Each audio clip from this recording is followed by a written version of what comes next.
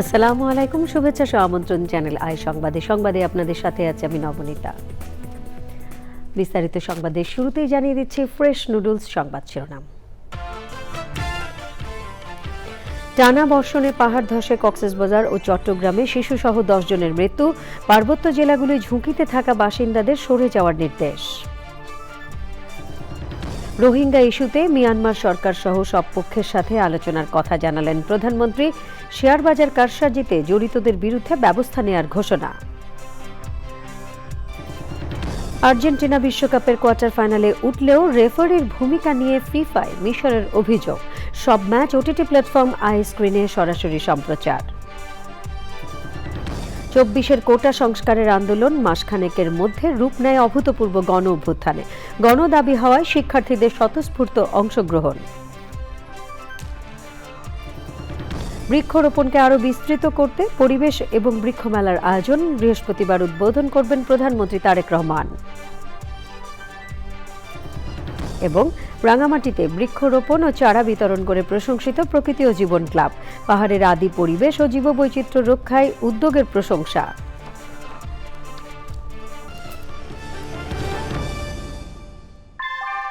ভূমিকম্প সহনীয় most durable দেশের প্রথম থার্মেক্স রড সালাম স্টিল। সালাম স্টিল বোঝে ডিউরেবিলিটি। সালাম স্টিল, মোস্ট ডিউরেবল স্টিল। সংবাদ শিরোনামগুলো জানাছিলাম। এখনকার সংবাদ আয়োজন একই সঙ্গে চ্যানেলের ইউটিউব চ্যানেল এবং চ্যানেলের ওটিটি প্ল্যাটফর্ম আই স্ক্রিনে লাইভ স্ট্রিমিং হচ্ছে। যাচ্ছি পুরো সংবাদে। পাহাড় ধসে কক্সবাজারের রুখিয়ায় রোহিঙ্গা ক্যাম্পে 8 জন এবং চট্টগ্রামে 2 শিশুর মৃত্যু হয়েছে। এ নিয়ে গত কয়েকদিনে পাহাড় ধসে 22 জনের মৃত্যু হলো। ময়মনসিংহে পানিতে ডুবে 1 শিশুর মৃত্যু হয়েছে। দুর্যোগপূর্ণ আবহাওয়ার কারণে চট্টগ্রাম শিক্ষা বোর্ডের অধীনে সব জেলায় বুধবারের এইচএসসি ও সমমানের পরীক্ষা স্থগিত করা হয়। 4টি সমুদ্র বন্দরকে 3 নম্বর সতর্ক সংকেত দেখিয়ে যেতে বলা হয়েছে। সারা দেশে আরও 2 দিন ভারী বর্ষণের পূর্বাভাস দিয়েছে আবহাওয়া অফিস। প্রতিনিধিদের পাঠানো তথ্য ভিডিও চিত্রে আরও জানাচ্ছেন রাজীব আহমেদ। নিম্নচাপের প্রভাবে খুলনা, বরিশাল, চট্টগ্রাম, রংপুর, ময়মনসিংহ ও সিলেট বিভাগের কোথাও কোথাও ভারী থেকে অতি ভারী বৃষ্টিপাত হচ্ছে। 4 দিনের ভারী বৃষ্টিতে চট্টগ্রামের বিভিন্ন এলাকায় বন্যা দেখা দিয়েছে। ঝুঁকিপূর্ণ এলাকা থেকে জনগণকে সরিয়ে নেওয়ার চেষ্টা চালাচ্ছে স্থানীয় প্রশাসন। এটা একটা প্রাকৃতিক দুর্যোগ, আমাদেরকে স্বীকার করতে হবে। দল মত নির্বিশেষে সবাইকে একসাথে কাজ করতে হবে, কারণ আমরা মনে করি এই জায়গায় কোনো রাজনীতি করাটা আসলে উচিত নয়। সবাইকে জনগণের পাশে থাকতে হবে, জনগণ যাতে বিভিন্ন দুর্ভোগে না পড়ে সেদিকে লক্ষ্য রাখতে হবে এবং আমাদের এখানে যাতে কোনো মানবিক বিপর্যয় না হয় সেটা খেয়াল রাখতে হবে। কক্সবাজারের বিভিন্ন এলাকায় পাহাড়ি ঢলে সৃষ্ট জলাবদ্ধতায় জেলার লক্ষাধিক মানুষ চরম দুর্ভোগে পড়েছেন। রাঙামাটির বিভিন্ন স্থানে পাহাড় ধসের উচ্চ ঝুঁকি তৈরি হয়েছে। ঝুঁকিপূর্ণ এলাকাগুলোতে মাইকিং করে বাসিন্দাদের নিরাপদ আশ্রয়ে সরে যেতে বলছে প্রশাসন। ইতিমধ্যে টানা বৃষ্টি ও পাহাড়ি ধসে বাঘাইছড়িতে 1 জনের প্রাণহানি ঘটেছে। আমরা জীবনের সব কিছু দিয়ে আমরা এই একটু করে জায়গা নিছি, জীবনের রিস্ক নিয়ে আমরা এই পাহাড়ে আসি। আমরা এমন কোনো সামর্থ্য নাই যে এই জায়গাতে যায় পারিশ্রমিক জায়গা কিনে একটা ঘর তোলা। কাঁচা রাস্তাটা আসছে পরে যে কাঁচা রাস্তাটা আছে এই কাঁচা রাস্তাটা আপনার বৃষ্টির কারণে একদম ভেসে গেছে। টানা 8.5 ঘন্টার ভারী বৃষ্টিতে ময়মনসিংহ নগরীতে বিভিন্ন সড়ক ও নিচু এলাকায় সৃষ্টি হয়েছে তীব্র জলাবদ্ধতা। নগরীর ব্রাহ্মণপল্লীতে বৃষ্টির পানি ঘরে প্রবেশ করায় বিছানা থেকে পানিতে পড়ে 8 মাসের শিশুর মৃত্যু হয়েছে। বৃষ্টির পানিতে তলিয়ে গেছে প্রধান সড়ক, হাসপাতাল, শিক্ষা প্রতিষ্ঠান ও আবাসিক এলাকা। মূলত ময়মনসিংহ শহরে মূল সমস্যা হলো পানি জমে, হালকা বৃষ্টি হইলে অনেক পানি জমে যায়, আমাদের স্কুলে যাইতে সমস্যা হয়। ড্রেনের অবস্থা মানে রাস্তার পানি ড্রেনে যাচ্ছে না, ড্রেনের পানি রাস্তায় চলে। সরাসরি প্রশাসক সব নিজে আসলে এটা দেখে গেলে একবার বুঝতে পারতো সে এখানে কতগুলো মানুষ হয়তো ভোগান্তিতে পড়ছে। পটুয়াখালী উপকূলের বঙ্গোপসাগরে 11 জেলেসহ মাছ ধরার ট্রলার ডুবে নিখোঁজ রয়েছেন অন্তত 6 জন। বন্যা মোকাবেলায় 3 পার্বত্য জেলা ও কক্সবাজারে 200 মেট্রিক টন চাল ও 10 লাখ টাকা করে দেওয়ার কথা জানিয়েছে দুর্যোগ ব্যবস্থাপনা মন্ত্রণালয়। Rajib Ahmed, Channel I. রোহিঙ্গা সংকটের শান্তিপূর্ণ ও টেকসই সমাধানে মিয়ানমারের জান্তা সরকারের পাশাপাশি সংশ্লিষ্ট সব পক্ষের সঙ্গে সম্ভাব্য যোগাযোগ ও আলোচনা চালাবে সরকার, সংসদে জানিয়েছেন প্রধানমন্ত্রী তারেক রহমান। একই সঙ্গে শেয়ার বাজারে অতীতের অনিয়ম ও কারসাজির সঙ্গে জড়িতদের বিরুদ্ধে আইনি ব্যবস্থা গ্রহণ, বাজার সংস্কার এবং কৃষিকে প্রযুক্তি নির্ভর ও স্মার্ট খাতে রূপান্তরে একগুচ্ছ কর্মসূচির কথাও সংসদে তুলে ধরেন প্রধানমন্ত্রী। চকর মালিথা জানাচ্ছেন। চলমান বাজেট অধিবেশনে বুধবার সংসদে প্রধানমন্ত্রীর প্রশ্নোত্তর। মাননীয় প্রধানমন্ত্রী অনুগ্রহ করিয়া বলিবেন কি? সংসদ নেতা এবং প্রধানমন্ত্রী তারেক রহমানের জন্য প্রথম প্রশ্ন কুমিল্লা ৯-এর সংসদ সদস্য মোহাম্মদ আবুল কালামের। সরকার মাননীয় স্পিকার কৃষিকে প্রযুক্তি নির্ভর করার জন্য কৃষি ব্যবস্থাপনায় ডিজিটাল প্রযুক্তির ব্যবহার সম্প্রসারণ করতে চাইছে। কৃষক নিবন্ধন, কৃষক ডাটাবেস, ডিজিটাল কৃষি সেবা, মোবাইল ভিত্তিক আবহাওয়া তথ্য, বাজার তথ্য, কৃষি পরামর্শ, এক্সটেনশন সেবার সম্প্রসারণ এবং কৃষি সেবার অনলাইন প্ল্যাটফর্ম চালুর উদ্যোগ নেওয়া হচ্ছে মাননীয় স্পিকার। শেয়ার বাজারের স্থিতিশীলতা নিয়ে প্রশ্নের উত্তর দেন তারেক রহমান। বর্তমান সরকার শেয়ার মার্কেটের স্থিতিশীলতা ফিরিয়ে আনা সহ বিনিয়োগকারীদের আস্থা পুনরুদ্ধারের জন্য বদ্ধপরিকর। আর এক প্রশ্নের জবাবে দেশের নতুন শিক্ষাক্রম বাস্তবায়নে সরকারের নানা উদ্যোগের কথা জানান প্রধানমন্ত্রী। যে এই বাজেটে টোটাল জিডিপির 2% আমরা শিক্ষার জন্য রেখেছি। আমরা পরিকল্পনা মতন যদি আগাতে পারি ইনশাল্লাহ আমরা শিক্ষা খাতে বাজেট 5 বছর শেষে 5% নিয়ে যেতে চাই। শিক্ষকদের বেতন বাড়ানোর প্রসঙ্গ আসে প্রধানমন্ত্রীর সম্পূরক প্রশ্নের জবাবে। তারা যাতে সঠিকভাবে তাদের সময় এবং তাদের মেধা শিক্ষার্থীদের পেছনে ব্যয় করতে পারেন সেই জন্য তাদের সম্মানই বাড়ানো প্রয়োজন বলে আমরাও মনে করি। রোহিঙ্গা সংকট নিয়ে সিরাজগঞ্জ 1 আসনের সংসদ সদস্য সেলিম রেজার প্রশ্নের টেবিলে উত্থাপিত লিখিত জবাবে প্রধানমন্ত্রী তারেক রহমান বলেন, রোহিঙ্গাদের নিরাপদ, স্বেচ্ছায় ও টেকসই প্রত্যাবাসন নিশ্চিত করতে সরকার কেবল মিয়ানমারের জান্তা সরকারের সঙ্গেই নয়, সংশ্লিষ্ট সব পক্ষের সঙ্গে সম্ভাব্য যোগাযোগ ও আলোচনার বিষয়টি সক্রিয়ভাবে বিবেচনা করছে। চকর মালিথা, চ্যানেল আই, ঢাকা। প্রতিমন্ত্রী পদমর্যাদায় জাতিসংঘে বাংলাদেশের নতুন স্থায়ী প্রতিনিধি হিসেবে নিয়োগ পেয়েছেন আন্তর্জাতিক খ্যাতিসম্পন্ন মানবাধিকার বিশেষজ্ঞ আইরিন খান। বর্তমানে জাতিসংঘের মত প্রকাশের স্বাধীনতা বিষয়ক বিশেষ রিপোর্টারের দায়িত্ব পালন করা আইরিন খান বিশ্বের অন্যতম বৃহৎ মানবাধিকার সংস্থা অ্যামনেস্টি ইন্টারন্যাশনালের প্রথম নারী মহাসচিব এবং ইন্টারন্যাশনাল ডেভেলপমেন্ট ল অর্গানাইজেশনের মহাপরিচালক ছিলেন। তার নিয়োগ সংক্রান্ত প্রজ্ঞাপন জারি করেছে মন্ত্রিপরিষদ বিভাগ। এছাড়াও বর্তমান স্থায়ী প্রতিনিধি সালাউদ্দিন নোমান চৌধুরী পররাষ্ট্র সচিব হচ্ছেন, আর বর্তমান পররাষ্ট্র সচিব আসাদ আলম সিয়াম যাচ্ছেন ভারতে বাংলাদেশের পরবর্তী হাইকমিশনার হিসেবে।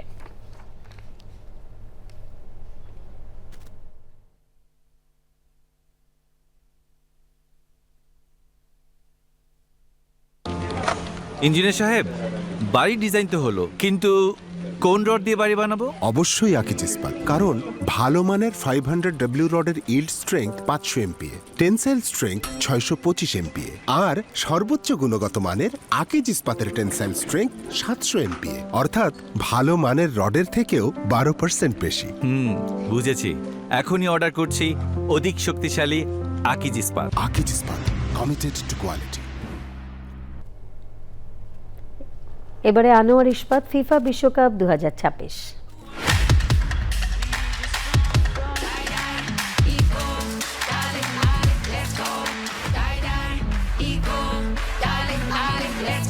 যখনই দীর্ঘ, যখনই বৃহৎ, যখনই দৃঢ় নির্মাণের চ্যালেঞ্জ, তখনই সারা দেশের আস্থা আনোয়ার ইস্পাত, স্ট্রংগেস্ট স্টিল সিন্স 1978। ঘরের চালের স্থায়ী সমাধান আনোয়ার সিমেন্ট শীট, টেকে যুগ যুগ, ভীষণ মজবুত, সহজে ভাঙে না। আনোয়ার সিমেন্ট শীট সব সিজনেই ফিট। বিশ্বকাপের 5 গোলের রোমাঞ্চকর ম্যাচে মিশরের বিপক্ষে পিছিয়ে থেকেও 3-2 গোলে জিতে কোয়ার্টার ফাইনালে ডিফেন্ডিং চ্যাম্পিয়ন আর্জেন্টিনা। তবে গোল বাতিল সহ রেফারির পক্ষপাতমূলক আচরণে ফিফার উপর ক্ষুব্ধ হয়েছেন মিশরীয় কোচ হোসাম হাসান এবং ফুটবলার মোস্তফা জিকো।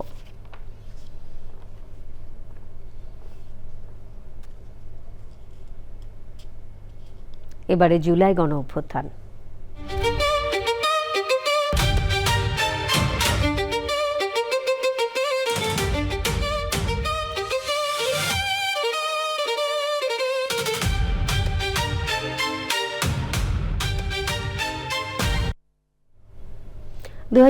সালে জুলাই মাসে সরকারি চাকরিতে কোটা সংস্কারের দাবি নিয়ে যে আন্দোলনের শুরু, মাসখানেকের মধ্যে তার রূপ নেয় অভূতপূর্ব গণ অভ্যুত্থানে। ঢাকায় শুরু হওয়া আন্দোলন ছড়িয়ে পড়ে সারা দেশে। সাবেক সমন্বয়করা বলছেন, কোটা সংস্কার গণদাবি হওয়ায় সব শিক্ষার্থী স্বতঃস্ফূর্তভাবে মাঠে নেমেছিল। শুধু আন্দোলনের গতিপথটা ঠিক করে দিয়েছিল বৈষম্য বিরোধী ছাত্র আন্দোলন। তাফহিমুল ইসলাম জানাচ্ছেন। সরকারি চাকরিতে কোটা পূর্ণবহাল করে 2024 সালের 5 জুন হাইকোর্টের রায়ের পর ঢাকা বিশ্ববিদ্যালয়ের শিক্ষার্থীরা ক্ষোভ প্রকাশ করতে শুরু করে। ঢাকা বিশ্ববিদ্যালয়ের কেন্দ্রীয় গ্রন্থাগারের সামনে বিক্ষোভের মধ্য দিয়ে শুরু হয় প্রতিবাদ। তখনও সেটা আর যে কোনো ক্ষোভ বিক্ষোভ প্রকাশের মতোই ঘটনা। তবে জুলাইয়ের 1 তারিখ থেকে দৃশ্যপট বদলাতে শুরু করে। গঠিত হয় বৈষম্য বিরোধী ছাত্র আন্দোলন প্ল্যাটফর্ম। 8 জুলাই 65 সদস্য বিশিষ্ট সমন্বয়ক সহ সমন্বয় কমিটি গঠন করা হয়, যেখানে যুক্ত করা হয় বেশিরভাগ বিশ্ববিদ্যালয়কে। কোটা সংস্কার শিক্ষার্থীদের গণদাবি হওয়ায় স্বতঃস্ফূর্তভাবেই শিক্ষার্থীরা মাঠে নেমে আসে। মুভমেন্টের আগেই আমি একটা গ্রুপ খুলেছিলাম, নামটা সাজেস্ট করেছিল, আমার মনে আছে নাহিদ ভাই সাজেস্ট করছিল ইসের ভিতরে কোটা বাতিল করতে হবে এই টাইপের ভিতরে। তো এইরকম একটা নামের আমরা একটা গ্রুপ খুলি এবং এই গ্রুপটা দিয়ে আমরা হলো গিয়ে বিশেষত ঢাকা ইউনিভার্সিটির যে ইন্টারনাল গ্রুপগুলো আছে তাদেরকে কানেক্ট করি, সিআরদেরকে কানেক্ট করি এবং চাকরি প্রত্যাশী যে ধরনের অনেকগুলো গ্রুপ আছে বাংলাদেশের এই গ্রুপগুলোর যারা অ্যাডমিন বা মডারেটর ছিল তাদেরকে আমরা আমাদের গ্রুপের ভিতরে নিয়ে আসি। সো তাদের গ্রুপগুলোতে যখন শেয়ার দেওয়া হয় আমরা একটা বড় কমিউনিটি পেয়ে যাই যারা এই মুভমেন্টের সাথে ইন্টারেস্টেড। শিক্ষার্থীরা মাঠে নামলে নির্দিষ্ট করণীয় ও কর্মসূচি পৌঁছানোর জন্য দেওয়া হয় কমিটি। 1 জুলাই থেকে শুরু করলাম, একটা পর্যায়ে মনে হলো যে বৈষম্যবিরোধী ছাত্র আন্দোলনের একটা কমিটি প্রয়োজন। কারণ 4 জুলাই যখন কোর্টের একটা রায় আসার কথা ছিল এবং এটা আসলো না, আমাদের কাছে মনে হচ্ছিল যে এই আন্দোলনটা দীর্ঘমেয়াদে গড়াবে। ফলে আরও সংগঠিত হওয়ার জন্য আমরা কমিটিটা দেই। কারণ সারা দেশে বিভিন্ন জায়গায় তখন জেলা পর্যায়ে আন্দোলন শুরু হয়ে গেছে বৈষম্যবিরোধী ব্যানারে, এটা যাতে একটা নেটওয়ার্কে থাকে সংগঠিত হওয়ার জন্য। আর এটা মূলত যারা যেখানে স্বতঃস্ফূর্তভাবে আন্দোলন করছিল, আমরাও কোনো নেতৃত্ব ঠিক করে দিই নাই। একটি সাধারণ হোয়াটসঅ্যাপ গ্রুপ থেকে শুরু হওয়া যোগাযোগ পরিণত হয় কোটি মানুষের এক দফার আন্দোলনে। তবে দাবি পূরণে রক্ত দিতে হয় 1400 মানুষকে। তাফহিমুল ইসলাম, চ্যানেল আই, ঢাকা। এবারে অন্যান্য সংবাদ। পরিবেশ রক্ষা, জীববৈচিত্র্য সংরক্ষণ এবং জলবায়ু পরিবর্তনের প্রভাব মোকাবেলায় বৃক্ষরোপণকে আরও বিস্তৃত করতে পরিবেশ এবং বৃক্ষ মেলার আয়োজন করা হচ্ছে। বৃহস্পতিবার এর উদ্বোধন করবেন প্রধানমন্ত্রী তারেক রহমান। শুধু রাজধানী ঢাকা নয়, সারা দেশেই হবে বৃক্ষ মেলা। 5 বছরে 25 কোটির মধ্যে ইতিমধ্যে প্রায় 1.25 কোটি গাছ লাগানোর দাবি করেছে পরিবেশ মন্ত্রণালয়। বিশেষজ্ঞরা বলছেন, লক্ষ্য পূরণে নার্সারি এবং চারার সংখ্যা বাড়ানো জরুরি। রফিকুল বাশা জানাচ্ছেন। বৃক্ষরোপণে সাজায় দেশ, সবার আগে বাংলাদেশ। প্রতিবাদে পালিত হচ্ছে এবারের বিশ্ব পরিবেশ দিবস। একই সঙ্গে রয়েছে জাতীয় বৃক্ষরোপণ অভিযান ও বৃক্ষ মেলা। পরিবেশ মন্ত্রণালয় থেকে জানানো হয়, সবুজায়ন বাড়াতে চলতি বছরের মধ্যে 1.5 কোটি চারা রোপণ করা হবে। 26 সালে আমাদের বন অধিদপ্তর কর্তৃক বৃক্ষহীন এলাকা, রাস্তা, খাল, বাঁধ ও উপকূলীয় এলাকায় 1,50,00,000 স্থান উপযোগী দেশীয় প্রজাতির চারা রোপণ করা হচ্ছে। পাশাপাশি জবরদখলকৃত বনভূমি উদ্ধার করে 4,800 হেক্টর এলাকায় নতুন বনায়ন কার্যক্রম বাস্তবায়ন করা হচ্ছে। বন অধিদপ্তর ইতিমধ্যে 83,32,000 চারা রোপণ করেছেন, যা চলতি বছরের লক্ষ্যমাত্রার প্রায় 70%। জলবায়ু পরিবর্তনের বিরূপ প্রভাব মোকাবেলা, বায়ু দূষণ কমানো এবং পরিবেশের ভারসাম্য রক্ষায় ব্যাপক বৃক্ষরোপণের বিকল্প নেই।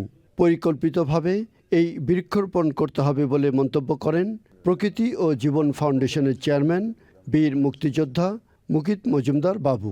ফুলের চারাই কিন্তু বেশি পাওয়া যায় নার্সারিতে। এখন এখানে ফলদ, বনজ, ঔষধি এই গাছগুলোর কিন্তু সবচেয়ে বেশি দরকার এবং এর চারারও খুব বেশি দরকার। এবং কোস্টাল এরিয়াতে কিন্তু আমাদের ম্যানগ্রোভের চারা দরকার। তো সব কিছু মিলিয়ে এই যে আমাদের যে চারার যে ব্যাপারটি এবং নার্সারির ব্যাপারটি, এটাতে জোর দিতে হবে। গাছ লাগানোর মাধ্যমে কিন্তু আমরা একটা বিশাল ভালো অবস্থানে চলে যাব যদি এই গাছগুলো লাগানো হয়। কারণ অক্সিজেনের একটা ব্যাপার তো আছেই, পাশাপাশি উষ্ণতা, সেই উষ্ণতা কমে যাবে। এবং আরেকটি জিনিস হলো যে এই যে আমাদের নানা প্রাণী আছে, তাদের বাসস্থান কিন্তু এই গাছ। এই গাছগুলো মাধ্যমে কিন্তু আমরা ফুল পাচ্ছি, ফল পাচ্ছি, আমরা কাঠ পাচ্ছি, ঔষধি উপকরণ পাচ্ছি এইসব গাছ থেকে। তাহলে একটি গাছের যেই পরিমাণ অবদান এই প্রকৃতিতে, সেই গাছ আমরা যত বেশি লাগাবো ততই কিন্তু আমরা উপকৃত হব। পরিবেশ রক্ষার পাশাপাশি দেশের অর্থনৈতিক উন্নয়নেও বৃক্ষরোপণ কর্মসূচি ভূমিকা রাখবে বলে মনে করেন এই পরিবেশ বিশেষজ্ঞ। Rafiqul Bashar, channel I, Dhaka. বিপন্ন বাস্তুতন্ত্র রক্ষা ও আর্থসামাজিক উন্নয়নে সবুজে সাজায় বাংলাদেশ স্লোগানে দেশ জুড়ে বৃক্ষরোপণ করে প্রশংসিত হয়েছে প্রকৃতি ও জীবন ক্লাব। প্রতি বছরের মতো এবছরও সবুজ দেশ গড়ার প্রত্যয়ে পর্যটন শহর রাঙামাটিতে বৃক্ষরোপণ ও চারা বিতরণ করেছে ক্লাবটি।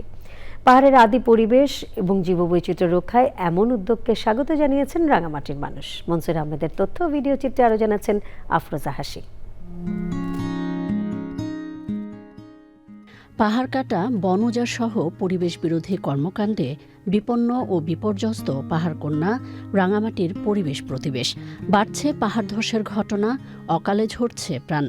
প্রতিনিয়ত ধ্বংস হতে থাকা পর্যটন শহরের প্রাণ প্রকৃতি রক্ষায় প্রতি বছরের মতো এবারও প্রকৃতি ও জীবন ক্লাবের বৃক্ষায়ন কর্মসূচি সবুজে সাজায় বাংলাদেশের অভিযাত্রা।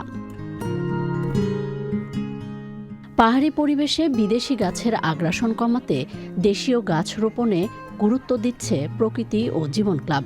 সবুজে সাজাই বাংলাদেশ এই প্রতিপাদ্যে রাঙামাটিতে বৃক্ষরোপণ কর্মসূচি পালন করেছে প্রকৃতি ও জীবন ক্লাব। এই রাঙামাটিতে একটি লক্ষণীয় ব্যাপার, সেটা হচ্ছে ইউক্যালিপটাস গাছের আধিক্য। ইউক্যালিপটাস গাছ আমরা পরিহার করব এবং দেশীয় নানা জাতের বৃক্ষরোপণ করব আমরা এই পাহাড়ের ঢালে এবং বিভিন্ন জায়গায়। যত বেশি আমরা গাছ লাগাবো তত এই ধরিত্রী শীতল থাকবে, মাটির ক্ষয়রোধ হবে এবং বাংলাদেশটা এই পাহাড়ি ধসের থেকে মুক্তি পাবে।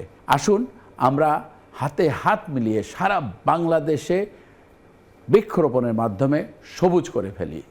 বাংলাদেশ সেনাবাহিনী রাঙামাটির সদর জোনের সহযোগিতায় ঐতিহ্যবাহী শাহ বহুমুখী উচ্চ বিদ্যালয়ের শিক্ষার্থীদের উপহার দেওয়া হয় ফলদ, বনজ ও ঔষধি সহ নানা জাতের গাছের চারা। আমরা এটা বাসায় লাগাবো এবং এটা সঠিক পরিচর্যা করব। বেশি বেশি গাছ লাগান এবং পরিবেশ বাঁচান। গাছের পরিচর্যা করা, গাছ রোপণ করে পরবর্তী ব্যবস্থা নেওয়া, এটা সবারই কর্তব্য। বাংলাদেশকে আরো সবুজে আচ্ছাদিত করাটা এখন আমাদের সময়ের দাবি। বেশি করে গাছ লাগানো হয়, তার জন্য প্রকৃতি জীবন ক্লাব যে উদ্যোগ নিয়েছে সেই উদ্যোগকে আমরা সাধুবাদ জানাই। সবুজায়ন করার জন্য চ্যানেল আইয়ের এই উদ্যোগ সময়োপযোগী।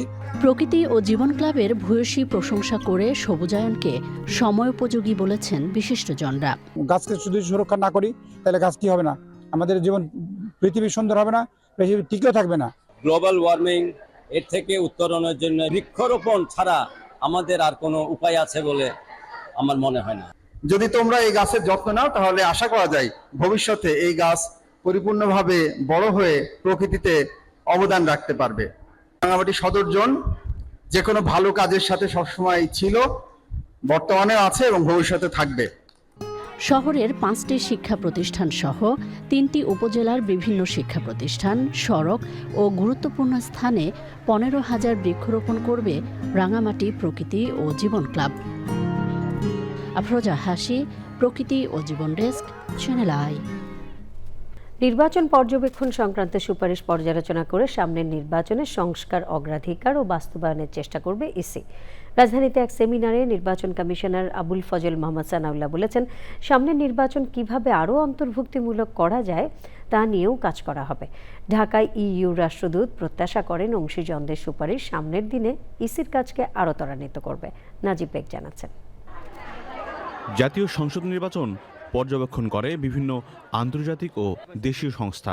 ইতিমধ্যে ইউরোপীয় ইউনিয়ন, আনফ্রেল এবং কমনওয়েলথ পর্যবেক্ষক দল ত্রয়োদশ জাতীয় সংসদ নির্বাচন নিয়ে তাদের পর্যবেক্ষণ তুলে ধরেছে। এরই ধারাবাহিকতায় অংশীজনদের সঙ্গে পর্যবেক্ষণ সুপারিশ নিয়ে 2 দিনের সেমিনার। নির্বাচন কমিশনার আবুল ফজল মোহাম্মদ সানাউল্লাহ বলেন, সংসদ নির্বাচনের পর এবার স্থানীয় সরকার নির্বাচনের প্রস্তুতি নিচ্ছে EC. Bangladesh Election Commission welcomes input from different stakeholders. We have received নির্বাচন পর্যবেক্ষণ সংক্রান্ত অনেক সুপারিশ পেয়েছি। এসব পরীক্ষা নিরীক্ষা করে ও আলোচনা করে স্বল্পমেয়াদী ও দীর্ঘমেয়াদী পরিকল্পনা নিতে পারব আশা করি। সব সুপারিশ পর্যালোচনা করে সামনের নির্বাচনে বাস্তবায়নের চেষ্টা করা হবে।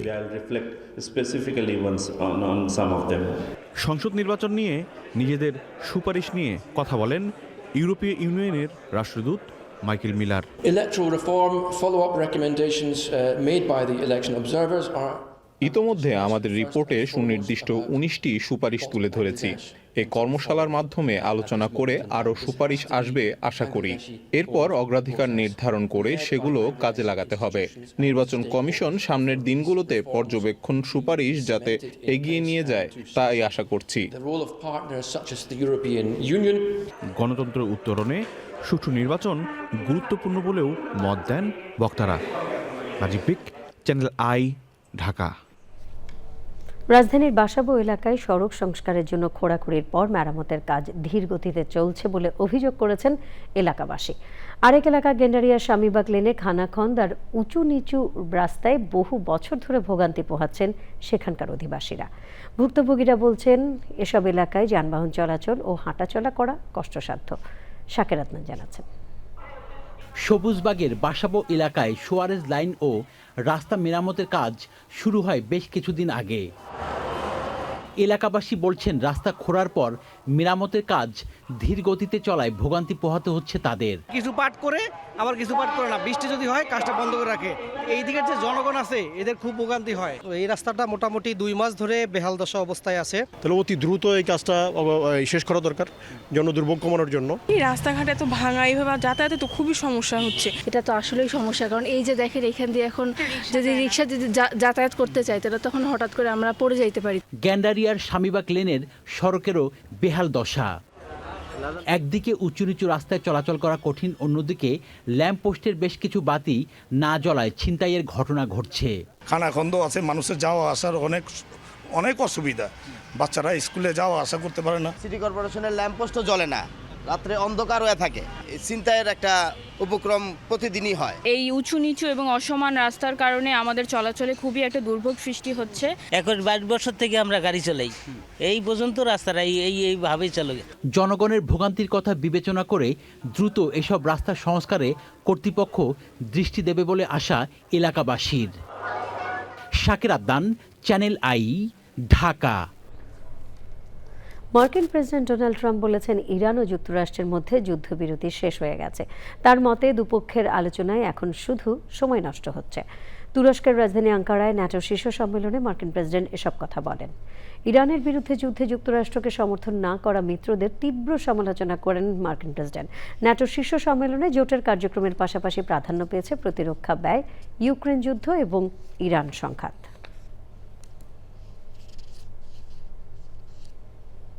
এবারে কৃষি সংবাদ।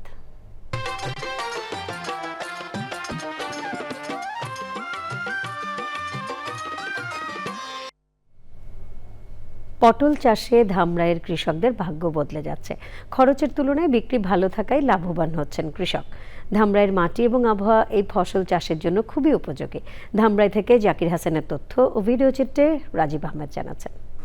ঢাকা জেলার ধামরাইয়ের কৃষিতে চাষের তালিকায় অন্য সব ফসল থাকলেও বাণিজ্যিকভাবে পটল চাষ ছিল না। পটল চাষ লাভজনক হওয়ায় ইদানিং এ সবজি চাষে কৃষক আগ্রহী হয়ে উঠেছেন। প্রতি বিঘাতে 10 দিন পর পর প্রায় 30,000 টাকার পটল উৎপাদন করতে পারছেন কৃষক। অন্যান্য তরকারির চাইতে এটার দামের মানটা একটু ভালো, বিক্রি করতে গেলে অন্য তরকারির চাইতে দামটা ভালো দেয়। তখন তো এখন যেরকম ধরছে তখন এরকম ধরলে এক তোলায় এক সপ্তাহে বিক্রি করতাম 40,000 টাকা। খরচ তো আছেই, এই যে জৈব সারটা দিলে পরে লাগে, তেলের খরচ 600 টাকা করে পড়ে। দাম ভালো আছে, দাম মানে এখন 60 টাকা 55 টাকা করে আছে। ধামরাইয়ের আবহাওয়া পটল চাষের জন্য উপযোগী বলছে কৃষি বিভাগও। এই বর্ষার সময় আসছে, বন্যা আসছে, এই সময়টা কিন্তু আমাদের পটলটা মাচায় চাষ হয় এবং এটা কৃষকরা ভালো দাম পেয়ে থাকে।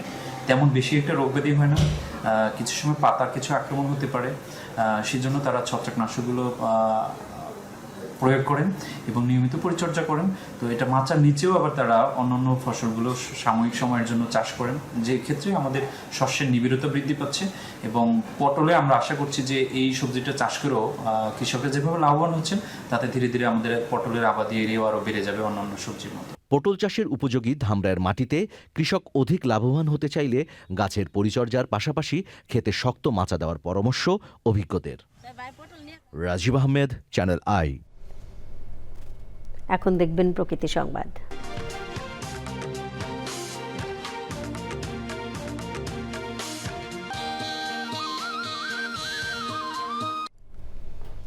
একটি বীজ থেকেই জন্ম নিতে পারে একটি বন। এই বিশ্বাসকে বাস্তবে রূপ দিতে বেনাপোল স্থলবন্দর থেকে মোংলা নদী বন্দর পর্যন্ত প্রায় 200 কিলোমিটার রেলপথ জুড়ে শত শত কেজি খেজুর ও তালবীজ ছড়িয়ে দিয়েছেন একদল প্রকৃতিপ্রেমী। দেশীয় গাছ ফিরিয়ে আনা, জীববৈচিত্র্য রক্ষা এবং সবুজ ভবিষ্যৎ বিনির্মাণে ব্যতিক্রমী উদ্যোগ ইতিমধ্যেই প্রশংসা কুড়িয়েছে সব মহলে। ড্যানিয়েল সুজিত বোস জানাচ্ছেন। বিপন্ন দেশীয় বৃক্ষ সংরক্ষণ, পাখি ও বন্যপ্রাণীর নতুন আবাস তৈরি এবং প্রকৃতিতে সবুজ করিডোর গড়ে তুলতে বেনাপোল থেকে মোংলা পর্যন্ত দীর্ঘ রেলপথের দুই পাশে ছড়িয়ে দেওয়া হয়েছে শত শত কেজি খেজুর ও তালবীজ। প্রকৃতিপ্রেমীদের প্রত্যাশা, দেশীয় খেজুর ও তালগাছ সংরক্ষণে ফিরে আসবে নানা প্রজাতির পাখি, সমৃদ্ধ হবে জীববৈচিত্র্য, রক্ষা হবে পরিবেশের প্রাকৃতিক ভারসাম্য, আর সবুজে ভরে উঠবে রেলপথের দুই পাশ। এই যে খেজুরের বীজ ছিটাচ্ছি, পাকা রাস্তার ধার দিয়ে তো অনেক খেজুর গাছ আছে, আর ট্রেনের রাস্তার ধার দিয়ে তো কোনো খেজুর গাছ নেই। আর এটা তো আমাদের যশোরের একটা ঐতিহ্য।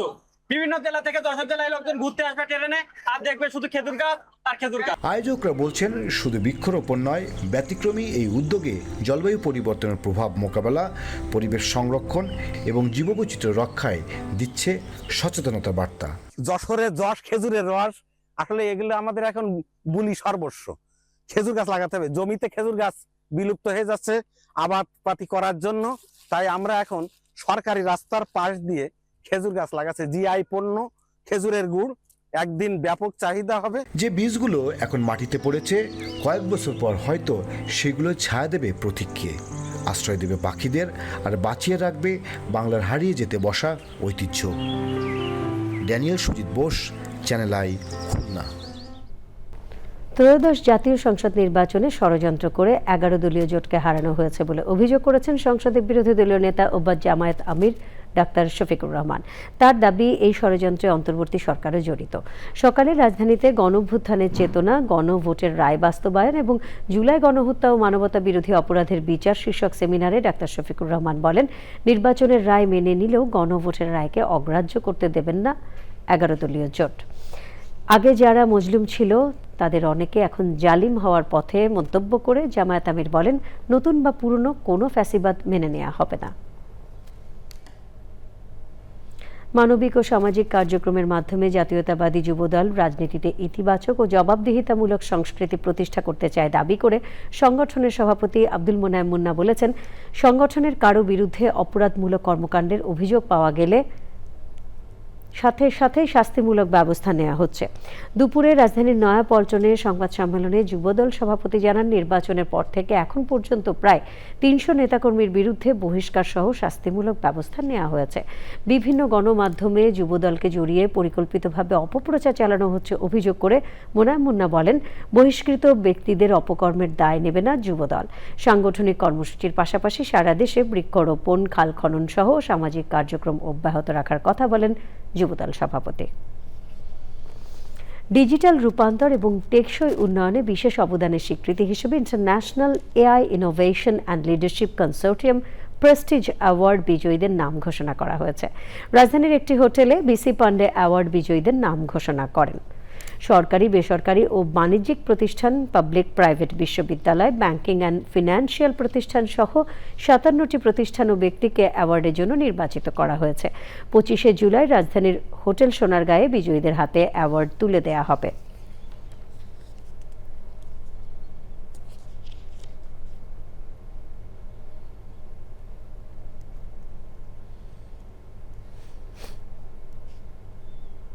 এবারে খেলার খবর।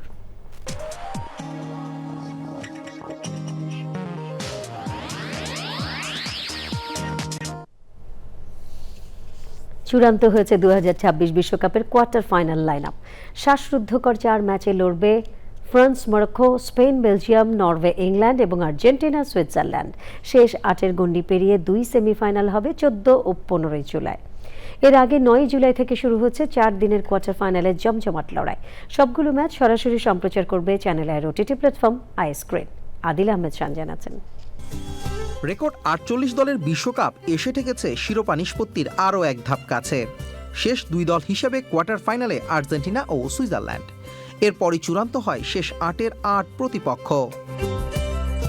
শিরোপা লড়াইয়ের কঠিন পর্বের প্রথম ম্যাচে 9 জুলাই রাতে বোস্টনে মুখোমুখি হবে ফ্রান্স ও মরক্কো। আফ্রিকার দেশটির দুর্দান্ত প্রতিরোধের বিপক্ষে আন্তর্জাতিক ম্যাচের অভিজ্ঞতা এগিয়ে রাখছে 2018-র চ্যাম্পিয়নদের। মুখোমুখি পরিসংখ্যানে 6 বারের দেখায় 4 বারই জিতেছে ফ্রান্স। সবশেষ কাতার বিশ্বকাপের সেমিফাইনালে মরক্কোকে 2-0 গোলে হারিয়ে ফাইনালে উঠেছিল দিদিয়ের দেশমের দল। তবে চমক দেখানোর জন্য তৈরি থাকবে মরক্কোয়ানরা। শেষ 8-এর দ্বিতীয় ম্যাচে শুক্রবার রাতে লড়বে স্পেন ও বেলজিয়াম। তারুণ্য নির্ভর দল এবং এখন পর্যন্ত কোনো গোল হজম না করার রেকর্ডে শিরোপার অন্যতম দাবিদার 2000 চ্যাম্পিয়ন লা রোজারা। তবে বরাবরই ডার্ক হর্স হিসেবে চমক দেখিয়েছে বেলজিয়ানরা। 2018-র পর আবারও সেমির স্বপ্ন দেখছে লুকাকুর দল। 5 বারের বিশ্ব চ্যাম্পিয়ন ব্রাজিলকে টপকে কোয়ার্টারে ওঠা নরওয়ে শনিবার বিগ ম্যাচে লড়বে ইংল্যান্ডের সঙ্গে। 1966 সালের পর আরও একটি বিশ্বকাপ পুনরুদ্ধারের মিশন থ্রি লায়ন্সদের। আর 1938 সালে বিশ্বকাপ অভিযান শুরু করে তৃতীয়বার অংশ নিয়েই হালান্ডের কৃতিত্বে ইতিহাসের সেরা সাফল্য কোয়ার্টার ফাইনালে নরওয়েজিয়ানরা। আরও এক ধাপ এগিয়ে সেমির মঞ্চে চোখ দ্য ভাইকিংসদের। চতুর্থ এবং শেষ কোয়ার্টারে সুইজারল্যান্ডের বিপক্ষে লড়বে আর্জেন্টিনা। 1954 সালের পর কোয়ার্টারে ওঠা সুইসরা মেসির আলবিসেলেস্তেদের হারিয়ে প্রথমবারের মতো সেমিতে খেলার স্বপ্ন দেখছে। ওদিকে এত কাছে এসে টানা দ্বিতীয় শিরোপা জয়ের মঞ্চ থেকে বিদায় নিতে চায় না কোচ লিওনেল স্কলোনির আর্জেন্টিনা। শনিবার এই ম্যাচের পরই চূড়ান্ত হবে সেমিফাইনালের সেরা 4 দল। Adil Ahmed Shan, sports desk, Channel I. Bangladesh football federation বাফুফেকে বিশ্বমানের 1000 ফুটবল উপহার দিয়েছে পাকিস্তান। বুধবার দুপুরে বাফুফে ভবনে অনুষ্ঠানে বাফুফে সভাপতি তাবিথ আওয়ালের হাতে এসব ফুটবল তুলে দেন পাকিস্তানের হাই কমিশনার ইমরান হায়দার। বাংলাদেশের সঙ্গে বন্ধুত্বপূর্ণ সম্পর্ক আরও এগিয়ে নেওয়ার আশাবাদ ব্যক্ত করেন তিনি। এ সময় বাফুফে সভাপতি জানান, পাকিস্তানের উপহার দেওয়া ফুটবলগুলো দেশের গ্রামীণ এলাকার স্কুল ও কলেজে বিতরণ করা হবে।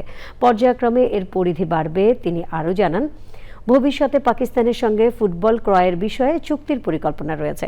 অনুষ্ঠানের আগে বাংলাদেশ জাতীয় অনূর্ধ্ব-17 নারী দলের 2 অংশের অংশগ্রহণে একটি প্রদর্শনী ম্যাচ অনুষ্ঠিত হয়। পাকিস্তানের হাই কমিশনার সহ অতিথিরা ফুটবল ম্যাচটি উপভোগ করেন। সংবাদের শেষ ভাগে আমরা সবশেষে ফ্রেশ নুডলস সংবাদ শিরোনামগুলো জানিয়ে দিচ্ছি আরও একবার। টানা বর্ষণে পাহাড় ধসে কক্সবাজার ও চট্টগ্রামে শিশুসহ 10 জনের মৃত্যু। পার্বত্য জেলাগুলি ঝুঁকিতে থাকা বাসিন্দাদের সরে যাওয়ার নির্দেশ। রোহিঙ্গা ইস্যুতে মিয়ানমার সরকার সহ সব পক্ষের সাথে আলোচনার কথা জানালেন প্রধানমন্ত্রী। শেয়ার বাজার কারসাজিতে জড়িতদের বিরুদ্ধে ব্যবস্থা নেয়ার ঘোষণা। আর্জেন্টিনা বিশ্বকাপের কোয়ার্টার ফাইনালে উঠলেও রেফারির ভূমিকা নিয়ে ফিফায় মিশরের অভিযোগ। সব ম্যাচ ওটিটি প্ল্যাটফর্ম আই স্ক্রিনে সরাসরি সম্প্রচার। 24-এর কোটা সংস্কারের আন্দোলন মাসখানেকের মধ্যে রূপ নেয় অভূতপূর্ব গণ অভ্যুত্থানে। গণদাবি হওয়ায় শিক্ষার্থীদের স্বতঃস্ফূর্ত অংশগ্রহণ। বৃক্ষরোপণকে আরও বিস্তৃত করতে পরিবেশ এবং বৃক্ষ মেলার আয়োজন। বৃহস্পতিবার উদ্বোধন করবেন প্রধানমন্ত্রী তারেক রহমান। এবং রাঙামাটিতে বৃক্ষরোপণ ও চারা বিতরণ করে প্রশংসিত প্রকৃতি ও জীবন ক্লাব। পাহাড়ের আদি পরিবেশ ও জীববৈচিত্র্য রক্ষায় উদ্যোগের প্রশংসা।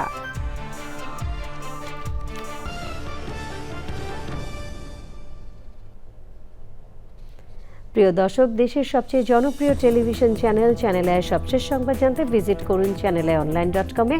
আমাদের সোশ্যাল মিডিয়া প্ল্যাটফর্মগুলোর পাশাপাশি যুক্ত থাকুন ওটিটি প্ল্যাটফর্ম আই স্ক্রিনের সাথে। বিশ্বকাপের সবগুলো ম্যাচ দেখা যাবে চ্যানেল আইয়ের জনপ্রিয় ওটিটি প্ল্যাটফর্ম আই স্ক্রিনে। পরবর্তী সকল সংবাদ দেখার আমন্ত্রণ রইল। ধন্যবাদ সবাইকে।